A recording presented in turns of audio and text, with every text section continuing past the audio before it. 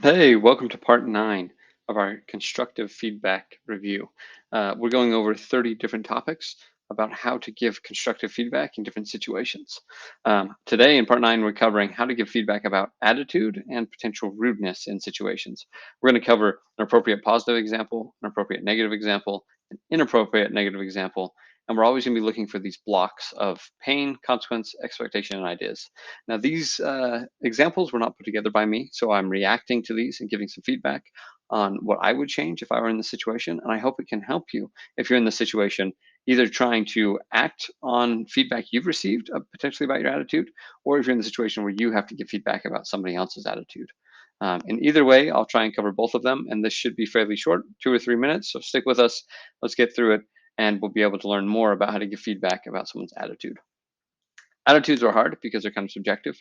And so it'd be interesting to check out some of this feedback. So without further ado, jumping in, here is the appropriate positive example. Excuse me. Thank you for being such a positive spirit around the office. Your ability to lighten the mood and keep things upbeat, even against tight deadlines, has a positive effect on your colleagues. The environment would not be the same without you. What fantastic feedback to receive if you're an employee, and also fairly easy feedback to give if you are the employer in this situation. Now let's break it down in our four things. Is there pain, consequences, expectation, ideas? So first, implied pain is kind of the opposite of what's here. Instead of a positive spirit, there's the possibility of being a negative spirit in the office, right? And being very negative. So they address the pain by saying you're being positive and you lighten the mood to keep things upbeat. Um, right? And then they mention the consequences, right? Being upbeat and lightening the mood has a positive effect on your colleagues. The consequence of you being positive is your colleagues are happier, right? We don't see an expectation set here, maybe because it's implied, or maybe it's just a hard thing to say. We expect you to be, light and upbeat. That's a hard thing to say as an expectation. Um, but you do at least see the pain and the consequence pretty well. We also don't see a follow through with ideas, right? Again, when you're giving positive feedback, just like when you're giving negative, provide a way to say we're on the same team, that we want to be able to maximize the good that you're doing. In this instance, maybe you want to be able to try and see how you can help others. Um, uh, I'm trying to say ingest, I guess, a little bit of that positive feedback and be able to, excuse me, not positive feedback. I've been talking about feedback way too much in my life. Ingest a little bit of that positivity in their life and be able to share it. How can you make that contagious?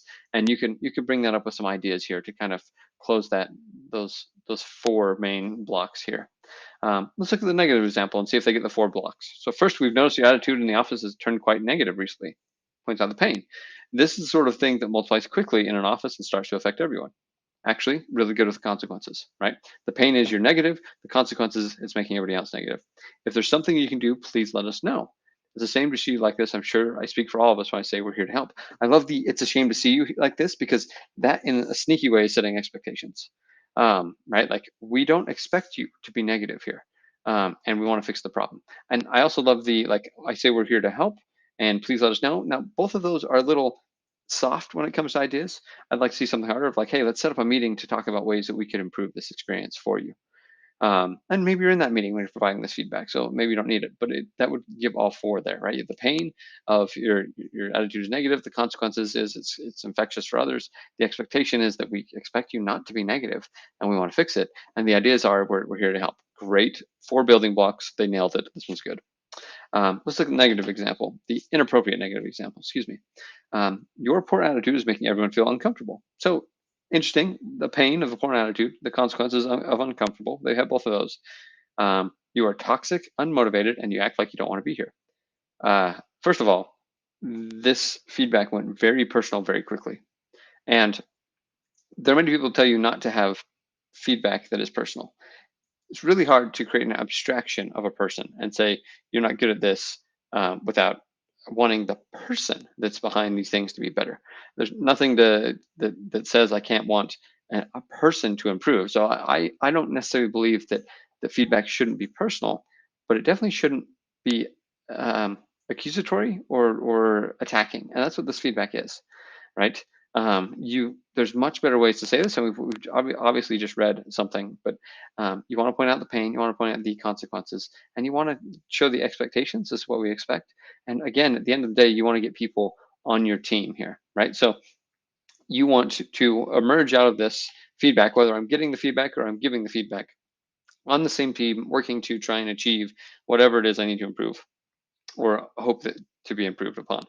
And so suggesting some ways that we could work together to help would at least help us a little bit. But honestly, there's no you could have pain, consequences, expectation, and ideas, and still lead off with something attacking and frankly rude, which is interesting because you're trying to correct somebody for being rude. Um, you could lead off with that, and it doesn't matter what building blocks you started on. There has to be a foundation of a genuine care for the person you're giving feedback to. You don't have to love them, but you have to care about them enough as a person to be able to uh, want to help them improve. In this instance, uh, no one's going to be improved from it. Not the person giving the feedback, not the person receiving it. Now, imagine you did receive the feedback. What could you do about that? So first, you could try and ask for some examples, right? You have the pain. You may want to get the consequences. You may want to, everyone is feeling uncomfortable. You may want to get some more specifics on that and try and understand that better. The expectations, you may want to try and understand what they expect. Do you expect me to be happy all the time? Is there what is the latitude for me just having a bad day here, or a bad month, or a bad year, or just I'm just not enjoying the way the company is moving at the moment. There's a level of feedback that people give through their negative attitude in that regard as well, right? So helping to understand the expectations, but at the end of the day, if you can come strongly with the ideas of, hey, I'm sorry you feel this way. Here's some ideas of ways we can improve it. If you lead with those ideas, you then can join the same team, no matter how attacking that person is. Bring them into your fold, get them on your team, um, let them help you as you be able to move up in the situation. Uh, you do an immense amount of good for all sorts of things by doing that. But not the least, there's a good chance that the person giving the feedback is also doing some sorts of reviews on you. And if you can impress them by the fact that you're proactively going to work on these things and involve them in it, they now see kind of your success tied up in their success. And they're going to fight for you and want you on your team. And think about it from like a client perspective.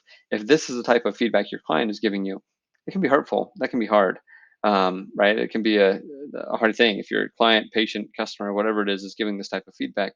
But again, you want to kind of get to the root of it. What do they expect? What are the tangible consequences of poor behavior? And is the poor behavior there? I mean, an honest introspection is always good to try and understand. Sometimes we can just be grumpy, and we need to own up to it and make things better. Again, get them on your team, involve them with ideas as much as possible, and try and help them to be able to work with you to build a more positive environment moving forward.